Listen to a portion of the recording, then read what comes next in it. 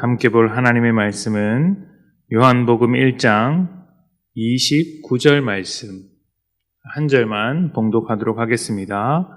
29절입니다. 이튿날 요한이 예수께서 자기에게 나오심을 보고 이르되 보라 세상 죄를 지고 가는 하나님의 어린 양이로다. 아멘.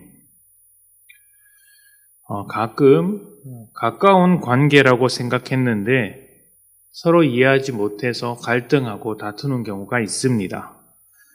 오랫동안 다투지 않고 친하게 지냈다고 생각한 친구가 갑자기 나는 사소한 일이라고 생각을 했는데 버럭 화내는 일도 있고, 또 부모 자식 가운데 참 말 잘 듣고 순종적인 아이가 어느 날 심각하게 반항을 하기도 합니다.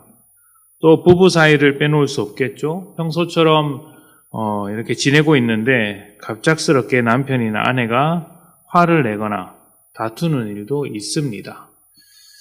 그러면 이 사람이 갑자기 왜 이러나 하면서 답답한 마음을 지울 수 없죠. 이유를 알지 못하기 때문입니다.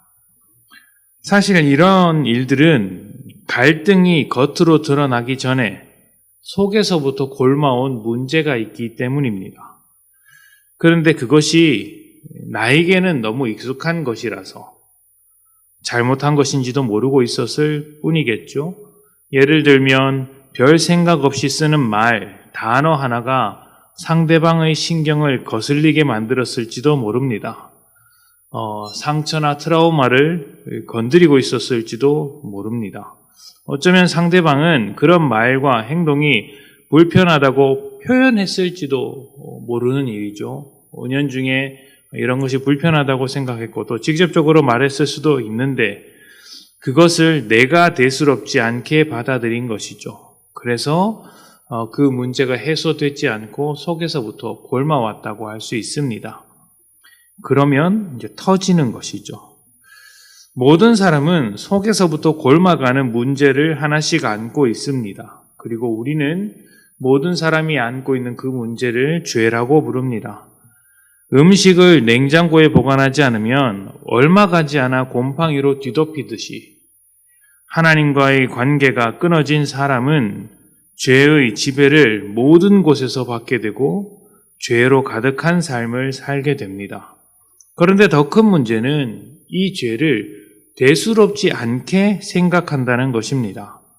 수없는 위험과 문제, 경고에도 불구하고 갈등과 충돌에도 불구하고 죄로 사는 것에 익숙해져 버렸기 때문에 다른 것으로 사는 것을 생각조차 할 수 없습니다. 좋은 길을 마다하고 죄인의 길을 선택하는 것, 그것이 인간의 삶이라고 할 수 있는 것이죠.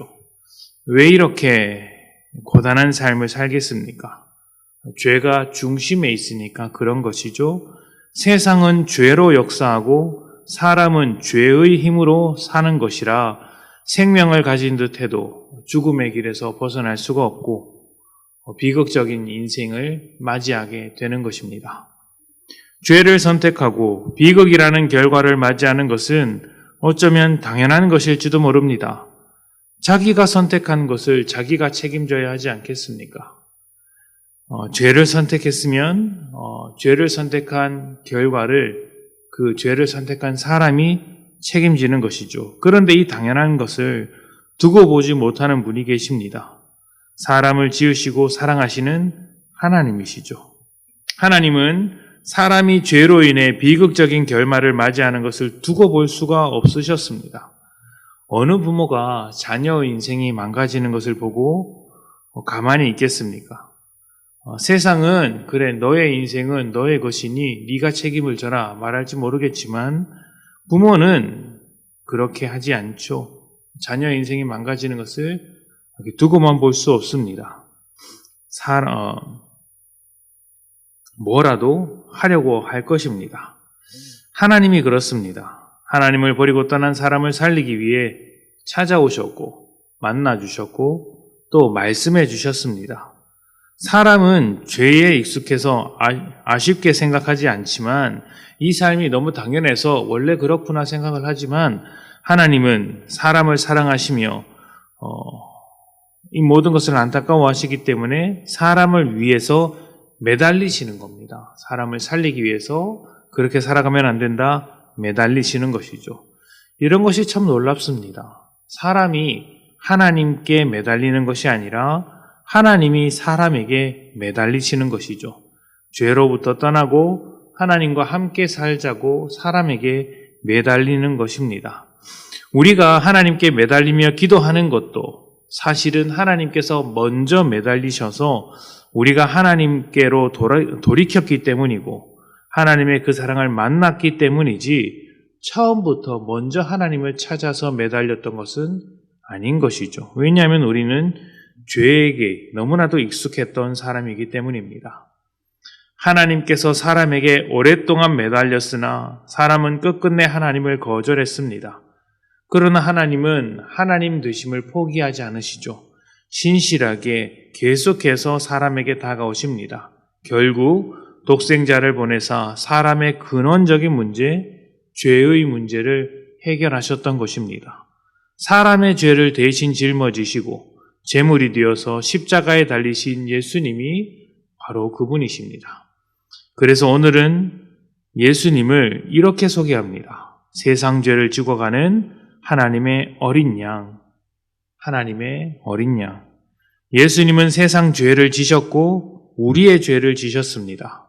그렇기 때문에 예수를 믿는다는 것은 나의 죄를 인정하고 고백하는 것에서부터 시작합니다. 그리고 그 죄로 돌아가지 않고 하나님께 한 걸음씩 전진하는 것이 믿음이라고 할 수 있는 것이죠. 오늘 이 아침 우리 모두가 이 말씀을 곱씹어서 묵상했으면 좋겠습니다.